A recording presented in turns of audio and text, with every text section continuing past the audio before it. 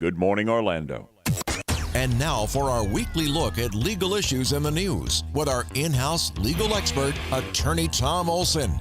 This is Olsen on Law.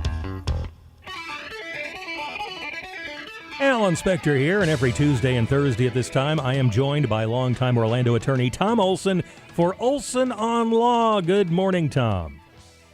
Good morning, Alan and crew and WFLA listeners. And our topic this morning, we're picking up kind of on something we were discussing recently involving wills and trusts. So our big question, Tom, what is the difference between a will and a trust? Generally, people are using trust to avoid probate. A will does not avoid probate. It simply directs what happens to your assets when they go through probate. And for those who don't know, what is probate?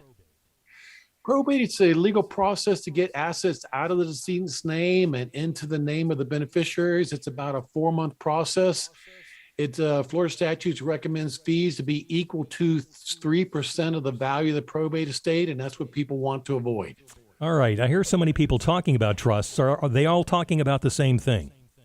They are. They're talking about a revocable living trust. Revocable means that you can change it as many times as you want to. Living means that you're using that trust during your lifetime. So other than avoiding probate, are there other reasons for people to use a trust? Yeah, if you're including, you've got young kids, if you're including your grandchildren in your estate plan, if you've got spendthrift children that you want their share of your estate doled out to them over a number of years, those are all good reasons to use a revocable living trust. Now, I hear of really wealthy people using trusts. Is part of the reason so that the public cannot find out who they left their money to? That's right. A will is part of the public record. Anybody has a right to look at it. As far as a living trust is concerned, the only people that can see it are the beneficiaries of that trust. All right. If you have legal questions about this or anything else, Tom will be more than happy to answer them on the Olsen on Law show that is heard Saturdays at 10 a.m. on our sister station, 96.9 The Game. Tom and I do these Tuesday and Thursday morning segments on Zoom, so you can watch us live or later on Twitter and Facebook. Tom, thanks very much. We'll see you next time.